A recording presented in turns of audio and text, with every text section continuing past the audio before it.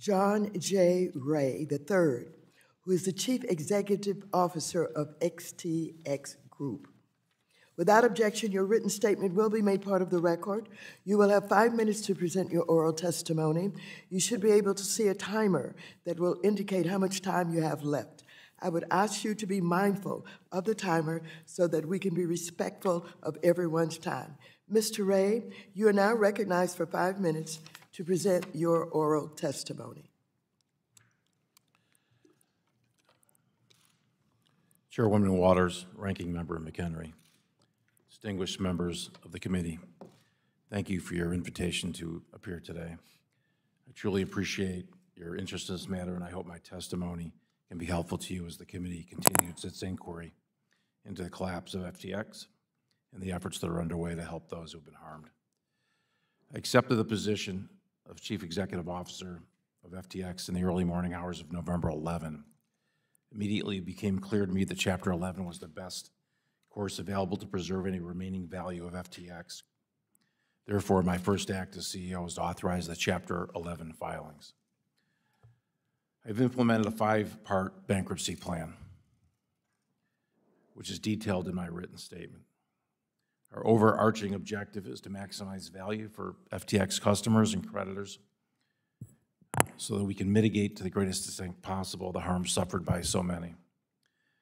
The FTX Group's collapse appears to stem from absolute concentration of control in the hands of a small group of grossly inexperienced and unsophisticated individuals who failed to implement virtually any of the systems or controls that are necessary for a company entrusted with other people's money or assets.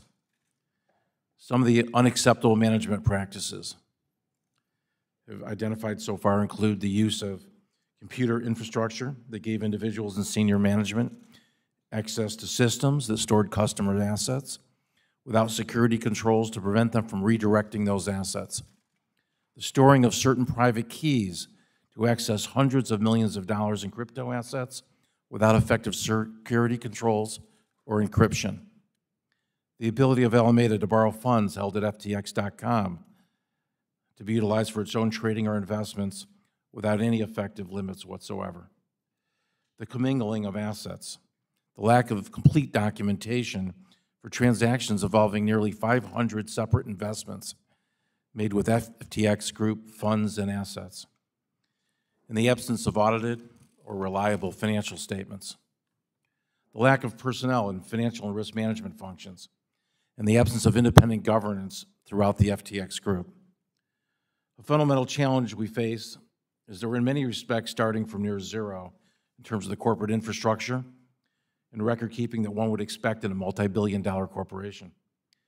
Still, in just over 4 weeks, we've instituted meaningful steps to gain command and control, and every week we gain a better understanding of what occurred and the path forward, all of which will be shared with interested parties and affected parties throughout the Chapter 11 processes.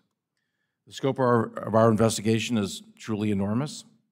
It involves detailed tracing of money flows and asset transfers from the time of FTX's founding and complex technological efforts to identify and trace crypto assets. We are in the process of collecting and reviewing dozens of terabytes of documents and data, including billions of individual transactions.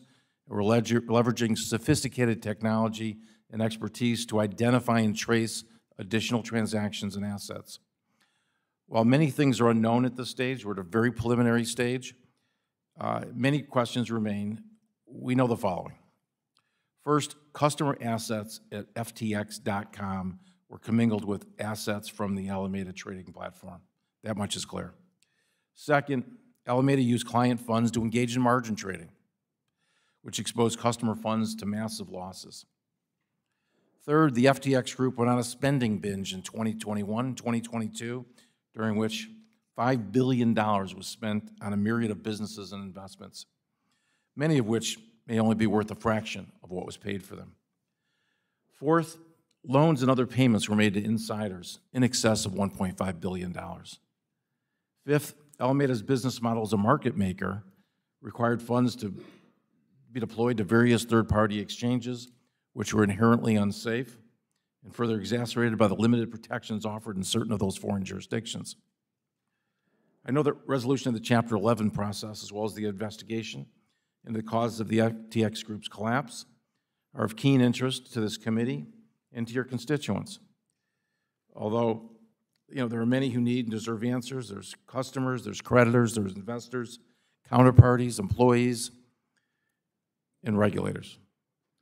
We're positioning ourselves to provide each of these constituents with answers that they deserve. Although a bankruptcy proceeding of this unprecedented nature will take some time to run its course, I'm committed to working as quickly as possible to investigate what happened, formulate conclusions, and hopefully inform the committee's work here. I should note that my ability to comment on certain of the matters today will be inherently limited by the state of FTX's records, ongoing bankruptcy proceedings, and of course the numerous ongoing investigations by the U.S. law enforcement regulators.